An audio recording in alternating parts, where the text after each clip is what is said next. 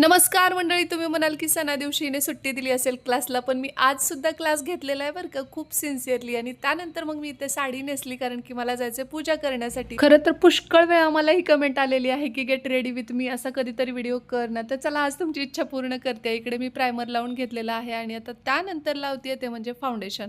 आता हे अगदी डॅब डॅब करून आपल्याला लावायचं. त्याच्यामध्ये थोडीशी स्ट्रोब क्रीम मी मिसळलेली आहे कारण की त्याच्याने खूप छान ग्लो येतो. आणि वेळ किती कमी असला तरी आपल्या सगळ्या जणींना असं असतं की नाही, सणाला तरी भारी दिसायलाच पाहिजे आणि थोडंसं प्रेझेंटेबल का नको.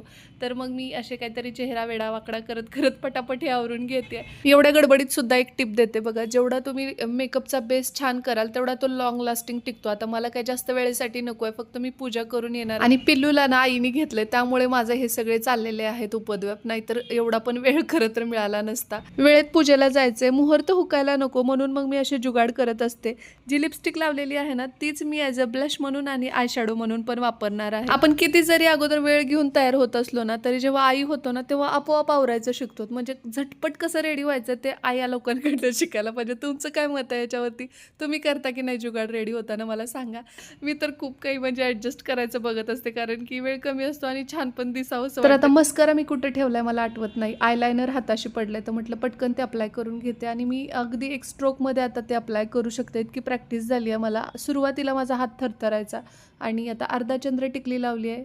हेअर डोनेशन केल्यापासून ही एवढी लेंथ राहिलेली आहे माझ्या केसांची आणि काय करू त्याचं हे कळत नव्हतं. म्हणजे काय हेअरस्टाईल कुठली करू हेच लक्षात येत नव्हतं. हेअरस्टाईलचं नंतर बघू, तोपर्यंत म्हटलं नथ वेअर करते. ही जी नथ आहे ना तर त्याचा जो काही कलर आहे तो ब्लाऊज आणि साडीला मॅच होतोय. खरं तरी हे ब्लाऊज या साडीवरचं नाहीच आहे आणि केस मोकळे सोडल्यास जास्त छान दिसले असते, पण पिल्लू केस ओढणार हे पक्क होतं, त्यामुळे म्हटलं नकोच. आणि बरं का, कानातले मात्र अगदी पारंपरिक मोत्याची फुलं घातलेली आहेत आणि केसांचंच मला लक्षात येत नव्हतं, तर थोडंसं असं ट्विस्ट करून बघितलं कसे वाटतात.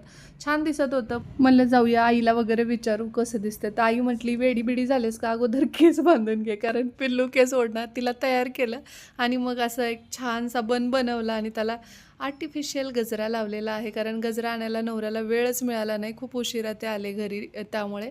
तर आता इथं वडाला आलो आहे आम्ही जोडीनं. अगोदर मी पूजा करून घेतली आणि त्यानंतर नवऱ्याच्या दीर्घ आयुष्यासाठी वडाला प्रार्थना केली आणि सोबत स्त्री आणि पिल्लू पण आले होते बरं का. त्यानंतर वडफळाचा नैवेद्य अर्पण करून पूजा संपन्न झाली. पण यांची पूजा आता सुरू झालेली आहे. यांचं होतं की मी पण येणार आहे पूजेला आणि मी पण करणार आहे वडाची पूजा. तर मी म्हटलं कशासाठी, म्हणजे 7 जन्म हे कुणी पाहिलं तो, मी फक्त तुमच्या दीर्घायुष्यासाठी प्रार्थना करण्यासाठी जाते. तर ते म्हटले की मी पण सेम बरं. हे पूजा करत होते तेव्हा तिथे काही लोक होती, तर ती खूप भुवया उंच करून असं पाहत होती, अवाक झालेली होती. तर त्याविषयीच आम्ही बोलत होतो. शेवटी ज्याच्या त्याच्या श्रद्धेचा भाग बघा, दमून